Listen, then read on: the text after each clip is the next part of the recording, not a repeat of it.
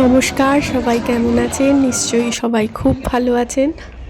আমাদের গল্প বাই রুমিতা আরেকটি নতুন ভিডিওতে সবাইকে অনেক স্বাগত জানাই। রবিবার বিকেলে আমরা গেছিলাম পার্ক দ্য মসিউ বলে একটা পার্কে, যেটা প্যারিসের একদম পশ এলাকায় রয়েছে। আর্ক দে ট্রম্পের একদমই কাছে, 1 কিলোমিটারের মধ্যে এই পার্কটা রয়েছে। চলুন আমাদের সাথে, আপনারাও দেখবেন এই পার্কটা কেমন। এটা হলো মেট্রো স্টেশন, আর এই মেট্রো স্টেশন থেকে উঠেই এই যে পার্কের বাউন্ডারি। হ্যাঁ, একটা মুসিও দেখছিলাম, একটা না ইনফ্যাক্ট অনেক কটা মুসি। পার্কের লোকেশনটা একটু দেখে নিন, সামনের জায়গাটা এরকম। পার্কটা প্যারিসের একটা অভিজাত এলাকায় হলেও এই পার্কটাতে ঢুকতে কোনো টিকিটের ব্যবস্থা নেই, এটা সম্পূর্ণ ফ্রি। আর এই আমরা ঢুকে পড়লাম পার্কের ভিতরে। প্যারিসে এরকম অনেক পার্ক আছে যেগুলো খুব সুন্দর অথচ ফ্রি। শহরের বুকে এরকম 8 হেক্টর জমি নিয়ে এরকম একটা সাধারণ মানুষের জন্য পার্ক ভাবা যায় না। এখানকার ট্যাক্স রেট যেরকম হাই, সেরকম নাগরিক পরিষেবাও খুব উচ্চমানের।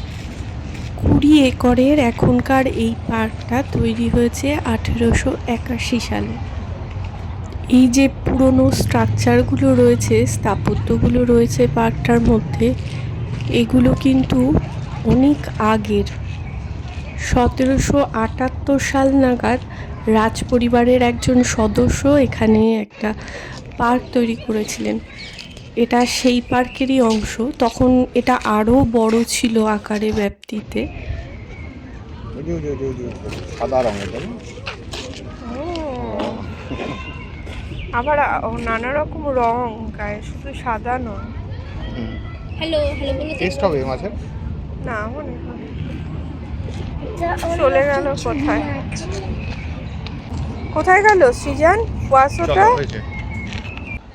আসলে একটা ব্যক্তি ভিত্তিক মালিকানার বাগান ছিল এটা। সেই পরিবারটি এই পার্কের পুরো অংশর প্রায় অর্ধেকটাই রিয়েল এস্টেট কোম্পানির কাছে বিক্রি করে দিয়েছে, এই লাক্সারিয়াস হাউস টাউন এইসব বানানোর জন্য। পরে 1860 সালে সিটি অফ প্যারিস এই যতটুকু অংশ বাকি ছিল পার্কটা ততটুকু কিনে নিয়েছিল, এবং 1861 নাগাদ এই পার্কটাকে পাবলিক পার্ক হিসেবে ঘোষণা করা হয়েছে। ছোট্ট একটা লেক আর তার সাথে একটা নালা মতো রয়েছে।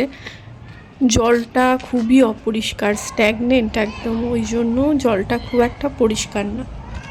এই দিকটাতে রয়েছে বাচ্চাদের জন্য প্লে এরিয়া, একটা কফি শপ, আইসক্রিম শপ।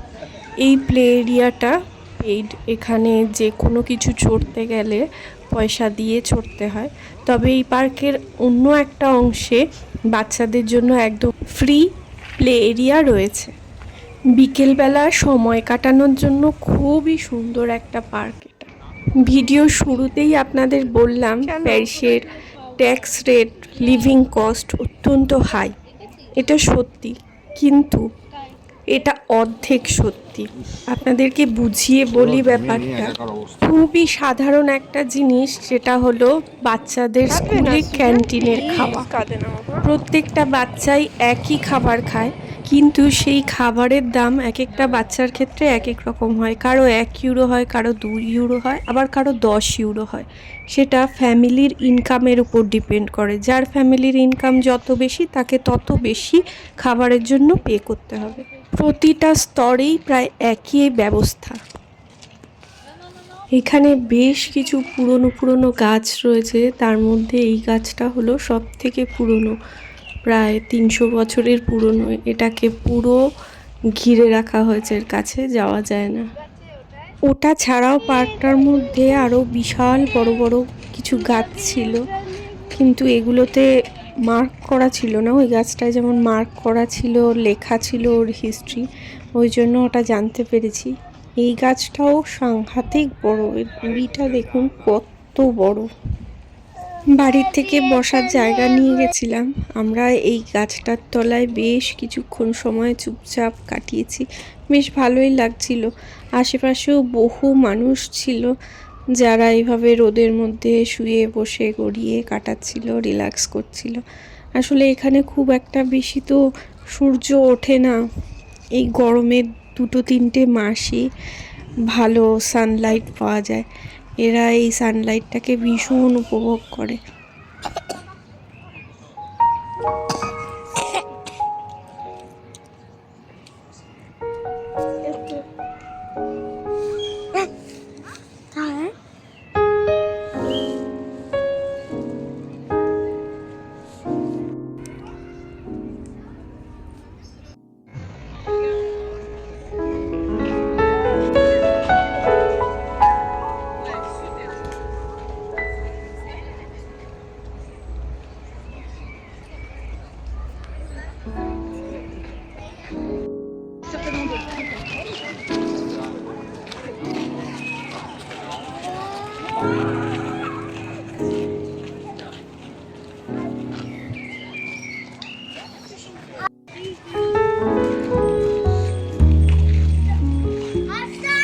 আমরা যেই গেটটা দিয়ে ঢুকেছি ওটা পার্কের মেইন গেট ছিল।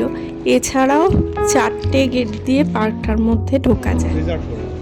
এইভাবে পার্কের বিভিন্ন জায়গায় ছড়িয়ে ছিটিয়ে রয়েছে 200-250 বছরের আগের সেই স্মৃতিগুলো পুরনো বাগান বাড়ির।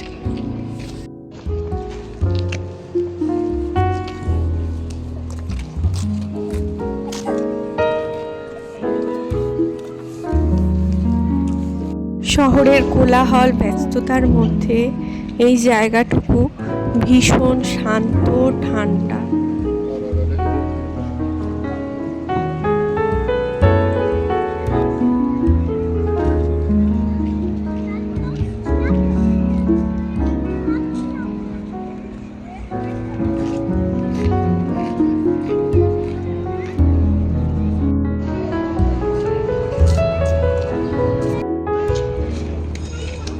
এখান থেকে আর্ক দ্য টম্ব একদমই কাছে, হেঁটে 15-20 মিনিট মতো লাগবে। চলুন এখান থেকে বেরিয়ে এবার আর্ক দ্য টম্ব দেখতে যাই।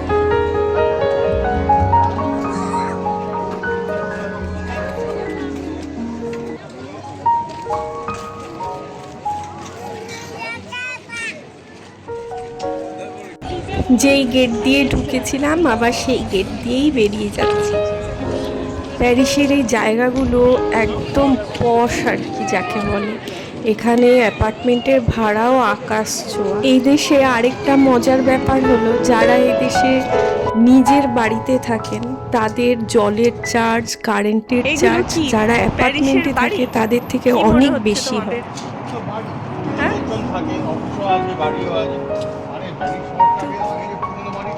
বহু পুরনো। এটাই দেখো দরজাটা, মানে 4-5টা মানুষের সমান হবে এই দরজাটা। পুরনো ভেঙে তোমার নতুন করে সাজিয়েছিল না, যে কি জানি নাম ভাবি, এখানকার যে রাজা, কোন রাজার আমলে?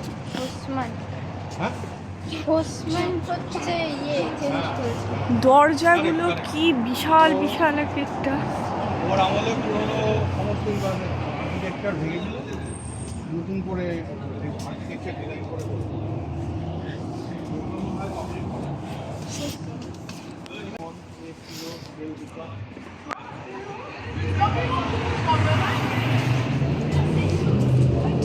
এটা তো রেনোভেশন করে রিমডেলিং করা হয়েছে এই বিল্ডিংটা। এই বিল্ডিংটাকে দেখেই বোঝা যাচ্ছে। এই রাস্তাটা সোজা চলে গিয়েছে আর্ক দ্য টম্বের কাছে। আর এখানে অনেকগুলো 5 স্টার 7 স্টার হোটেল রয়েছে। ওই যে সামনে দেখা যাচ্ছে আর্ক দ্য টম্ব। আমরা ওই আর্ক দ্য টম্বের কাছে এখানে যাচ্ছি। সৃজান দেখে রাখ বাবা, তোর গার্লফ্রেন্ডকে নিয়ে চলালেই হবে বাবা। আমার ফিউচারে এটা কি? কি গো ওটা? কি চলে গেল? টেম্পো প্যারিসে? ওয়াও, এটার আবার হুড খোলা যায় টাটা ন্যানোর মতো। ছোট্ট গাড়ি দুজনের। এই আর একটা, এগুলো কি স্মার্ট কার? প্যারিসে পার্কিংয়ের সমস্যা একটা খুব বড় সমস্যা, এই জন্য যখন ছোট গাড়ি। শহরের ভিতরে মানুষ আসে তখন এই ছোট ছোট গাড়িগুলো নিয়ে আসে পার্কিং যাতে পাওয়া যায়। চলে এসেছি আর্ক দ্য চম্পের কাছে হাঁটতে হাঁটতে। প্রচন্ড রোদ। এই যে গাড়িগুলো দেখো, শুধু সাংঘাতিক সব গাড়ি দেখা যাচ্ছে। ওই যে আইফেল টাওয়ার, আইফেল টাওয়ার, আর এই যে আর্ক দ্য চম্প। ওটা কি চালাচ্ছে গো ওরা? এটা কি? ওয়াও, এটা কি কি সব সাংঘাতিক জিনিসপত্র। কোথায় গেল ওরা? এই যে কি অদ্ভুত গাড়ি, বিয়ার খাচ্ছে বসে আবার ঘুরছে।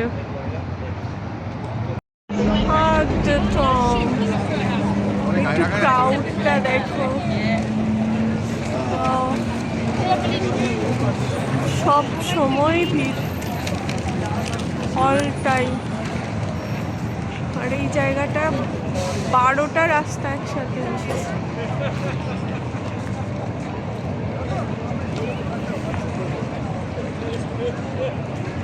উপরেও ওঠা যায়,